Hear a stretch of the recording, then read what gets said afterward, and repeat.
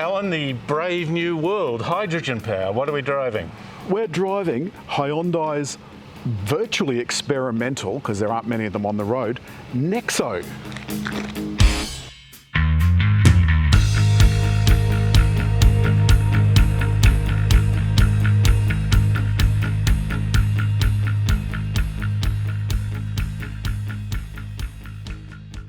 The front is not over-adventurous to my mind. It's fairly traditional. But it still looks quite nice. It's got this bar that goes right along the top of light. That comes on at night. Still a traditional grille in that. Love the number plate. You can't miss what we're being powered by. So, David, a lot of viewers at home won't have heard of a hydrogen car. They don't really know what it is. To be honest, nor do we. But what we do know is... well, it's an electric car. Instead of a battery, it runs off a fuel cell. So we're talking about where the energy is stored. So it's not stored in a battery, it's stored in gas. They have a small battery so you can get regenerative braking. Yep. But the fundamental point is hydrogen mixes with oxygen, gives out energy, and that energy goes into an electric motor. Dirt notwithstanding, the power unit is under here. So the electric motor is down below in the gubbins, and just here, this is what makes it go. This is the thing that converts the hydrogen into electricity, emitting only water. The fact that it's full of dirt in that says this is a test vehicle out there being tested in some, must obviously have been some extreme conditions. And it says also Hyundai didn't clean it before they gave it to us. When you approach it, the door handles come out automatically, a little bit of elegance, almost Jaguar-like. And to lock it, you just press the little button here and everything's fine. Or of course you can do that from the key. Indeed. The back, I think, looks really rather smart. Now remember, this is an SUV, so it's not a particularly high-set SUV. Our driving's been somewhat limited this week because the Hyundai system only fills to half pressure because it's an old Bowser. But the gas is delivered and it's stored in these devices, and then it's dispensed through the front. Now, if you're wondering why I'm not doing it, it's because there's no way I'm touching a hydrogen thing. I've never done that before and probably won't in my lifetime. You never know. Okay. I think the back is somewhat a bit place. It's almost Porsche-like. Let's have a look. It is a little bit Porsche SUV. Why don't we have a look inside the Porsche SUV? It's electric, as you'd expect. This is not huge. You've got a high floor, really, because I guess there's containers and that underneath. Well, I can see that you've been busy inside. You've got the seats laid down with all sorts of fluff. Did you have your bit of fluff in the back? Is that what you've done? I don't recall. I can't remember. Rubber mat, and of course there's no spare tyre. There's only a can of goo and the fire extinguisher. Oh, it looks a bit more room in here.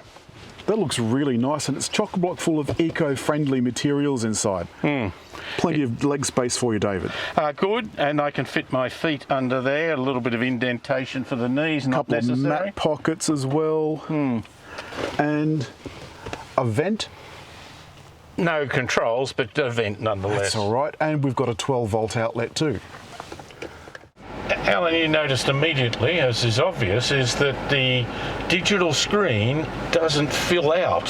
It doesn't use the whole screen in front of it for the simple information you want. But it's still providing everything you want, and I particularly like the cowl over the top that keeps the sun off. Great idea. You can see it very clearly. And it's got this really smart surfacing. Okay. It's beautiful. There is a touch of luxury about this, but David, you thought there were too many buttons. But you've still got cup holders here, and look at this. How's this for a crazy idea? Cup holder up here as well. That's brilliant.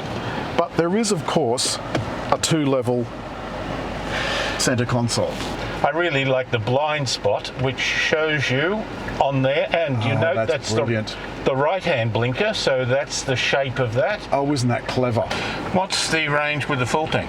Hyundai told me it's 666, but when I picked it up, when I picked it up, it was little more than just over a third of a tank. So this has got the same parking system that Genesis has got, so it will park without you in the car.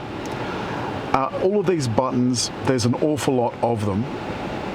they do a job, and they're all zoned. So drive zone, menu zone, temperature zone, and infotainment zone. And of course this is a touchscreen. And you can see here the tanks and the fuel cell. The fuel cell is what's doing the conversion. The tanks, you can see roughly, what would you call that, a third full? And they balance over the tank. Oh, it's even schematic in there. Yeah. This is only a two-wheel drive, and I noticed the other day in the wet, it did get a bit skippity-doo-dah, got a little bit enthusiastic, with only 120 kilowatts. And I do apologise for the hissing sound in the background, but it's simply too hot not to have the air conditioning on. Now this is very much like the big Hyundai SUVs that we've had, the Palisade, the Santa Fe and so forth. I think the dash, once you're moving, it just gives you all the information you could possibly want. This is a very big screen. What I love is the cooled seats. You can get direct body contact with heat and cool, and it makes all the difference. I love the cooled seats. Gosh, Bit rough. Bit rough with the brakes there, Joyce. Yeah, sorry You're about not that. pulling up a 747, you know. This is light and elegant. Light and elegant, David. I know you have a different feel to this, but I find the steering felt pretty artificial. All electric cars I've driven have an artificial feel to them. Yeah. But I think the thing about all electric cars is it does take a little while to get used to driving other side, Joyce.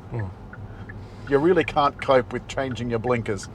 I got it right the first time that I thought about it. But this isn't having severe braking, regenerative braking.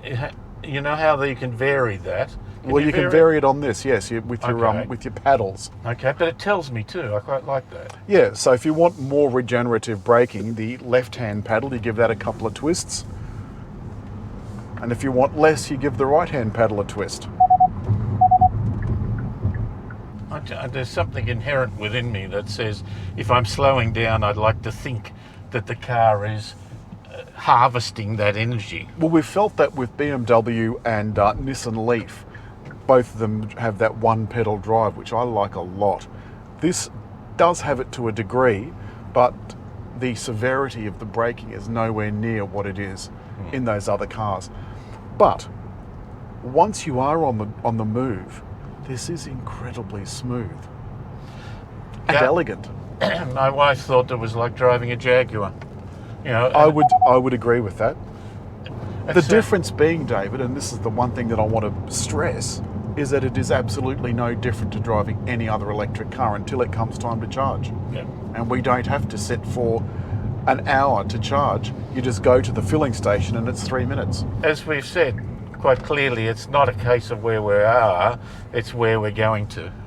And I think in order for you to get where you're going, you have to know where you've been. And there are a lot of people that are still trying to hold us back. They're still trying to say, no, we need petrol. But David, they said that about horses, and the poo shovelers were very glad to see the back of the horses, and not in that way.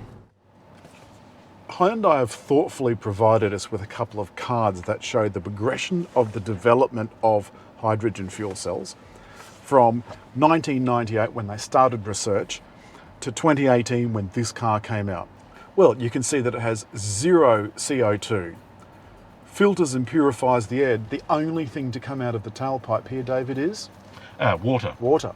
Because you take your H2, which I think this is on my fuel gauge, it's got H2. I think that's fab. I don't know why I think it's fabulous. I just do. But in order for the system to work, you have to have very pure oxygen to mix with the hydrogen, and therefore they filter. Sorry? It works in Sydney. That says a lot about Sydney. And so that's why it's actually cleaning the air. Yeah. Because they're taking out, you've got to change the filters periodically.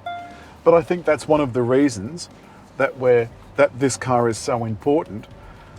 The other important thing is the way they produce the hydrogen. Now, some have made comment about the fact that it takes more energy to produce the hydrogen than what you get as a return in the car itself.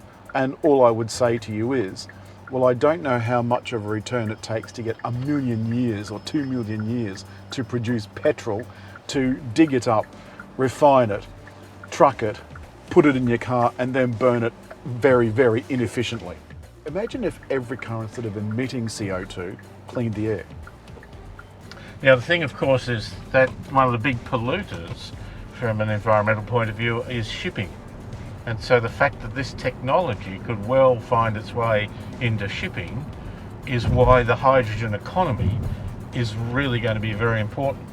And this is the future, I think, not only of motoring, but of power generally. This can power your house. 6 kilos, 6 1/3 kilos would power my house for probably a week. Now at the moment, hydrogen is about $16 a kilo, but that's set to come down over the next 10 years, and that's going to be much, much cheaper than power of any kind. It's not where we're at, it's where we're going to, and I think this car is all of that, including a smooth ride, a typical electric vehicle. Yeah. As always, hit like. I'll leave a comment. And just there to subscribe.